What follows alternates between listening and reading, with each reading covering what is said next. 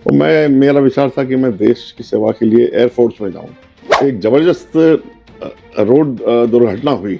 आप जो देख रहे हैं, मुझे गर्दन में परेशानी है जी, या थोड़ी चलने में परेशानी होती है। उसमें मैं ये कहिए कि मौत से लड़के लौटा हूँ। क्योंकि जिसकी फटे न बिमाई वो कैसे समझेगा पीर पराई, और आपकी भी फट चुकी है तो आप बेहतर समझ पा रहे होंगे उस चीज़ को। हमारे माननीय प्रधानमंत्री नरेंद्र मोदी जी, उनका बड़ा ध्यान इस ओर है। अक्सर लोग आते हैं कि हमें ट्राइसिकल आप दिलवा दीजिए या बैसाखी दिलवा दीजिए या चलने के लिए वो दिलवा दीजिए, वॉकर दिलवा दीजिए। चूँकि सागर खुरई से पड़ता है करीब 55 किलोमीटर जी, और आने जाने में बड़ी दिक्कत होती है, और ऐसे लोगों को तो निश्चित ही होती है। माननीय मुख्यमंत्री मोहन यादव जी ये भी पूरी तरह जागरूक हैं और पूरा इनका ध्यान है। तो मुझे तो ये उस बात का गर्व होगा कि मैं उनके काम आ सकूं। नमस्कार, मैं गजेंद्र सिंह कुर्मी, मध्य प्रदेश का निवासी, और वर्तमान में हमारे साथ हैं खुरई विधानसभा क्षेत्र से पूर्व विधायक महोदय श्री अरुणोदय चौबे। इनको प्रेम से हम अन्नू भैया भी बोलते हैं। मैं विगत कई वर्षों से दिव्यांगों के क्षेत्र में कार्य कर रहा हूं, और हमारा उद्देश्य है विभिन्न जनप्रतिनिधियों से मिलकर उनके रुझान, उनके जीवन में दिव्यांगों के प्रति क्या संवेदनाएं रही हैं और क्या विचारधारा है उसको जानना, उनके जीवन में गहराई तक झांकना। तो आज हम माननीय जी से चर्चा करते हैं। नमस्कार, आपका बहुत बहुत स्वागत है दिव्यांगों के साथ जुड़ने के लिए। प्रारंभिक तौर पे तो हम आपके जीवन के बारे में जानना चाहेंगे। प्रारंभिक से, बचपन से अभी तक के आपकी जीवन की जर्नी क्या रही? आपके चैनल को मैं बहुत धन्यवाद देता हूं और आपके इस मिशन को मैं बहुत ही तारीफ़ काबिल है ये मिशन। और आज बहुत लोग जो हैं हमारी सोसाइटी के, वो उतना नहीं सोच रहे हैं हमारे दिव्यांगजनों के बारे में। ये आपका बहुत ही अच्छा कंसेप्ट है और बहुत अच्छा सोच है, तो वास्तव में इसकी जितनी तारीफ की जाए, जितना सोसाइटी को इसमें सहयोग करना चाहिए किया जाए, तो बहुत अच्छा रहेगा ये। आपने स्कूलिंग वगैरह कहाँ से की? आपकी महाविद्यालय पढ़ाई कॉलेज की कहाँ से कैसी रही थी? जी, मेरी स्कूलिंग हुई है Scindia school Gwalior, public school था जी, वहाँ से मैंने शुरू किया था। जी, वहाँ बहुत सी एक्टिविटीज़ थी, सारे गेम्स वगैरह थे, हॉकी, फुटबॉल, क्रिकेट, तैराकी, फिर उसके अलावा हॉर्स राइडिंग, घुड़सवारी, और तमाम सब एजुकेशन लेकर फिर मैंने भोपाल आके पोस्ट ग्रेजुएट किया। जी। तो आपका फिर राजनीति में कब आपका एंटर हुए? आप राजनीति में कब से? इसकी एक लंबी कहानी है, जैसे मैं शॉर्ट में बताऊंगा आपको। जी, जी। क्या था कि मेरा विचार था, मैं पायलट भी रहा अच्छा। और मैंने अपना भोपाल फ्लाइंग क्लब से जी, फ्लाइंग सीखी है और सोलो पायलट रहा मैं। मेरे पास स्टूडेंट्स पायलट लाइसेंस भी था, लिया था मैंने। और मेरा विचार था कि मैं देश की सेवा के लिए एयरफोर्स में जाऊं, तो मेरा बहुत मन था। पर चूंकि हमारे परिवार की परिस्थिति ऐसी थी, हमारे पिताजी चाहते थे कि मैं घर का काम देखूं, तो किसी कारण मैं नहीं जा पाया। उसके बाद एक जबरदस्त रोड दुर्घटना हुई। आप जो देख रहे हैं, मुझे गर्दन में परेशानी है जी, या थोड़ी चलने में परेशानी होती है।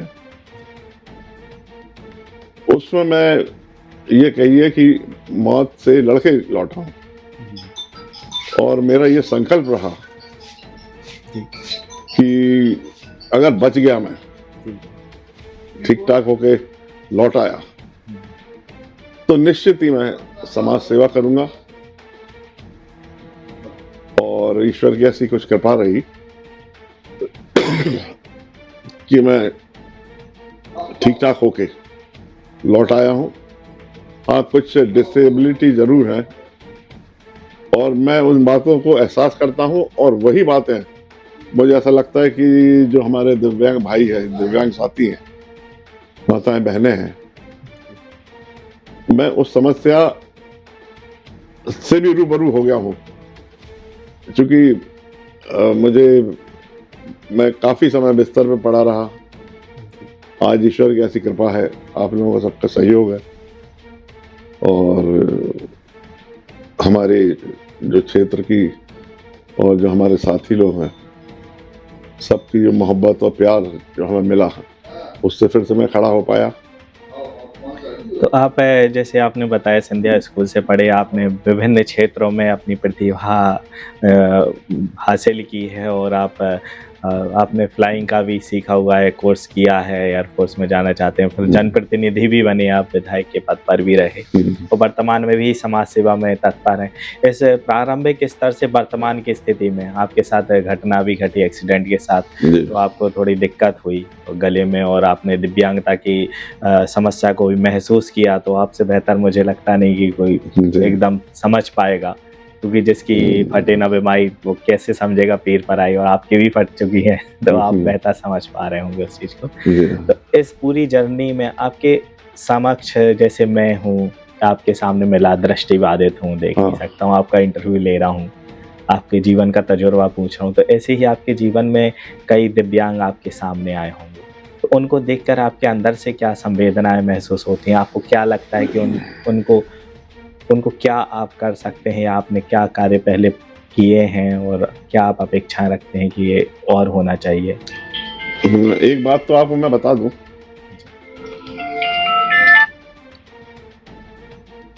कि यदि कोई व्यक्ति दिव्यांग है, पर मैंने ऐसे अनेक व्यक्ति देखे हैं जो अच्छे भले चलते हुए, दौड़ते भागते लोगों से, जिनका परफॉर्मेंस अच्छा है, बहुत अच्छा काम कर रहे हैं वो, पर चूंकि अब दिव्यांग हैं तो कुछ तो वो मतलब कमी है। और ऐसे लोगों को जब भी मेरे पास कोई आया है, हम लोग भी थे, मैं विधायक रहा खुरई विधानसभा क्षेत्र से, तो हमारे शासन की बहुत सी योजनाएं हैं इस संदर्भ में, जिसमें हम लोग महीने में एक आध बार कैंप लगाते हैं। हम अपने जब क्षेत्र में कैंप लगाते थे, उसमें बैसाखियाँ देते थे, ट्राइसाइकिल देते थे, और आज हमारी सरकार जो है इन कई विभिन्न जगहों पर उनके लिए रिजर्व कर रखा है, जैसे रेलवे में भी है, पासेस हैं उनके लिए, नौकरियों में भी हैं, और धीरे धीरे हमारे माननीय प्रधानमंत्री नरेंद्र मोदी जी, उनका बड़ा ध्यान इस ओर है, और निश्चित ही उनके प्रधानमंत्री बनने के बाद जो सुविधाएं थी, जो हमारे दिव्यांगजनों के लिए जो सुविधाएं देनी थी, उनमें भी वो भी बड़ी हैं, सुविधाएं ज़्यादा दी जाने लगी। और उनका कहना यह है कि अभी हमारा ये कार्य पूर्ण नहीं हुआ है, तो और आगे भी वो देंगे, हम लोगों को निर्देश देंगे। और हमारे मन में हमेशा से ये रहा है कि इस तरह का यदि कोई व्यक्ति हमारे पास आता है, पर हम उसे बेचारा नहीं कहते,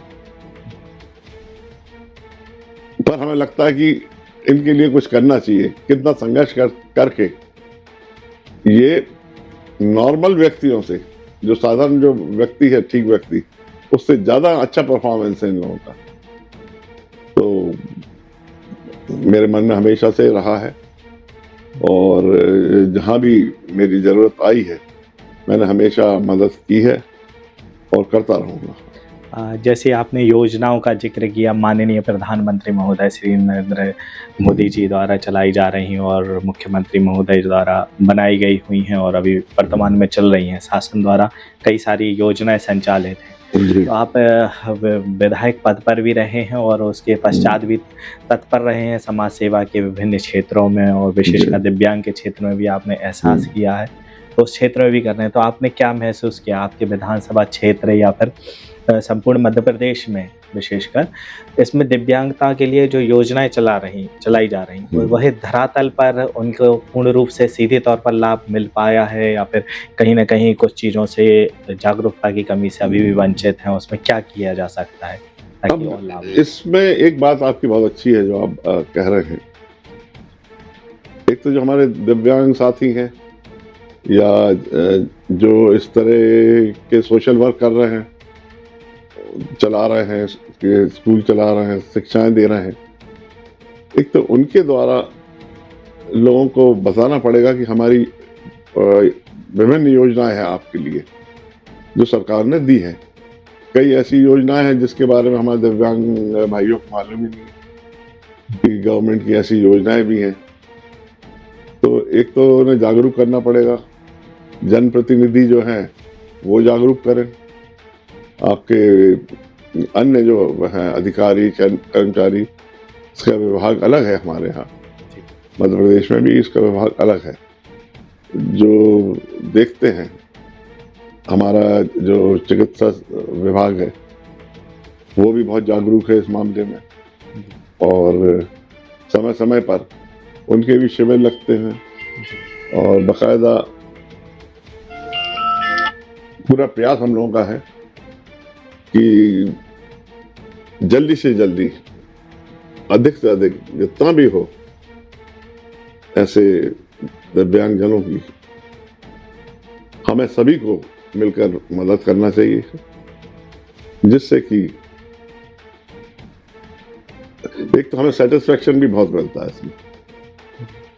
हमें जब कोई व्यक्ति जैसे हमारे पास आता है, अक्सर लोग आते हैं कि हमें ट्राइसिकल आप दिलवा दीजिए या बैसाखी दिलवा दीजिए या चलने के लिए वो दिलवा दीजिए, वॉकर दिलवा दीजिए, या बैठने के लिए जब फ्रेश होने जाता आदमी बैठते हैं उसके लिए जो सामान आता है वहाँ से, तो अगर सरकार के पास उस समय उपलब्ध ना हो तो मेरा प्रयास हमेशा से रहा है कि मैं स्वयं अपनी निधि से लेकर उन्हें उपलब्ध कराता हूँ। जैसे हालिया में मैं एक खुरई विधानसभा क्षेत्र का ही एक बता रहा हूँ। जैसे वहाँ पर मेरे एक संपर्क में है, मानसिक रूप से है दिव्यांग, उनकी मन स्थिति 6 महीने से लेके 1 वर्ष तक की है और उम्र 25 वर्ष से ऊपर हो चुकी है। परिवार उनका लालन पोषण तो कर रहे हैं, उनको दोगुनी पेंशन मिलती है शासन की योजना के तहत। हाँ, मिलती है। हाँ, लेकिन विभाग द्वारा उस चीज़ की उनके परिवार को जानकारी, जागरूकता कम होने के कारण वो 25 वर्ष से आधी वो एक ही पेंशन ले रहे हैं, दोगुनी नहीं मिल रही है। 600 रुपये अभी वर्तमान में चल रही है, उनको 1200 मिलना चाहिए। अभी मैंने जैसे उसके संपर्क करवाया और UDID बनाने के लिए प्रक्रिया में डाला, तो ये उसके लिए खुरई से सागर जाना पड़ा मेडिकल कॉलेज। वहाँ जांच हुई, जांच होने के बाद भी अभी भी 1 महीने से लंबित है और प्रमाण पत्र नहीं बन पाया है। प्रक्रिया नहीं, मेरा आपसे अनुरोध है कि खुरई तहसील में भी एक मतलब जैसे जिले स्तर पर जांच होती है, वो खुरई तहसील स्तर पे भी जांच होकर वहाँ पर भी प्रमाण पत्र बनाने की प्रक्रिया शासन द्वारा चलाई जानी चाहिए।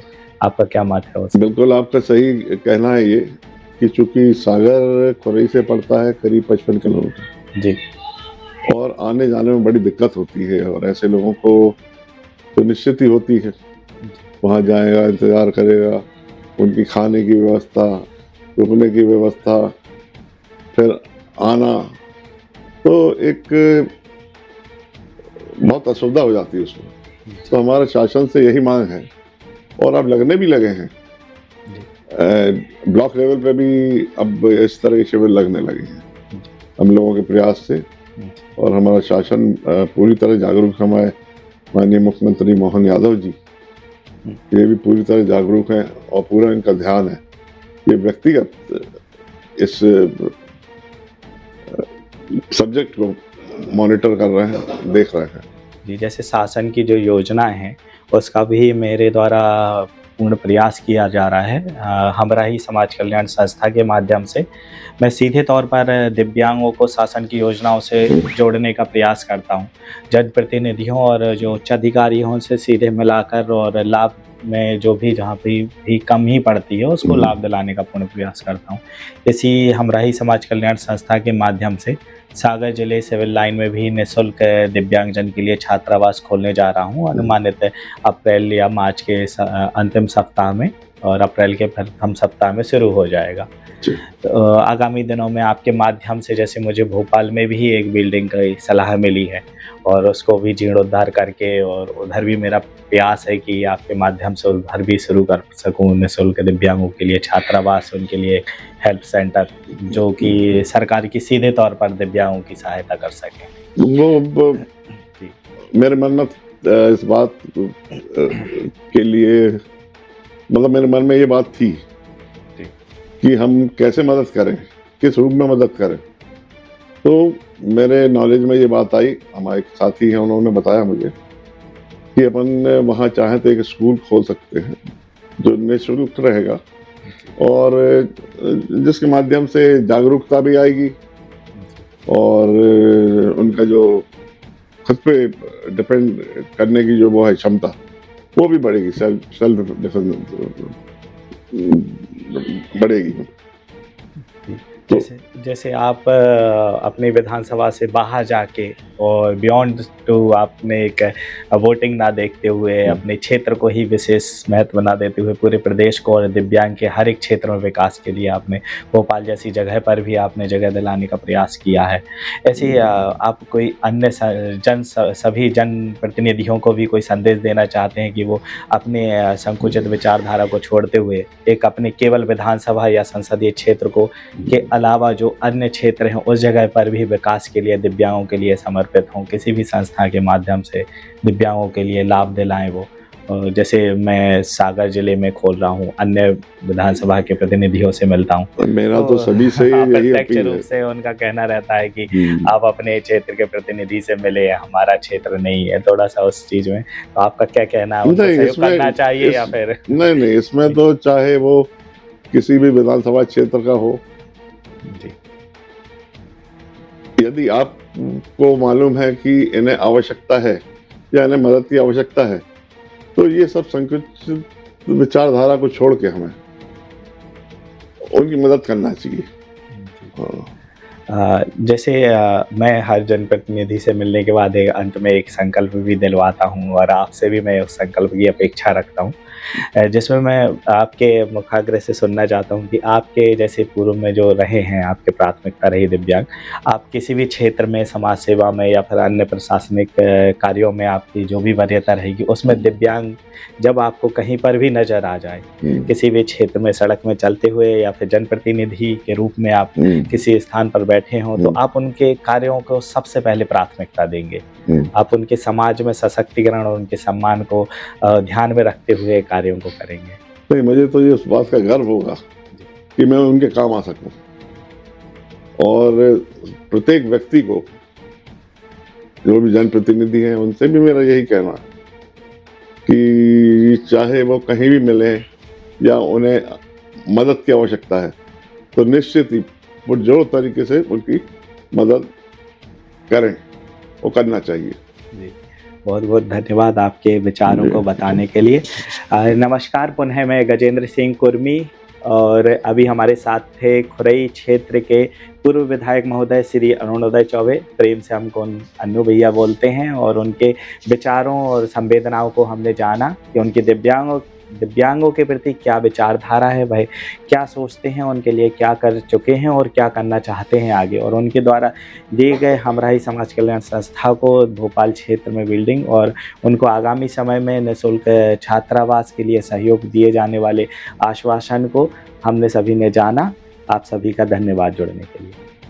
Join the next be the best, Bundelkhand का सबसे विशाल और आधुनिक विश्वविद्यालय ज्ञानवीर यूनिवर्सिटी। ये सिर्फ एक यूनिवर्सिटी नहीं, ये है आपके सपनों का लॉन्च पैड। यहाँ मिले आपको smart classrooms, modern campus, updated labs और एक्सपीरियंस्ड फैकल्टी। हर स्टूडेंट को मिलता है कॉन्फिडेंस, ग्रोथ और एक ब्राइट करियर का प्रॉमिस।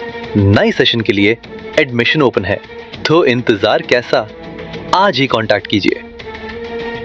रिपब्लिक सागर मीडिया को सब्सक्राइब अवश्य करें और आप हमारी आने वाली सभी वीडियो को देखना चाहते हैं तो आपको उसके लिए घंटी जरूर दबानी पड़ेगी ताकि आपको सभी वीडियो की नोटिफिकेशन समय समय पर मिलती रहे। रिपब्लिक सागर मीडिया पर जो भी वीडियो आएगा वह सच की कसौटी पर कसकर ही आएगा।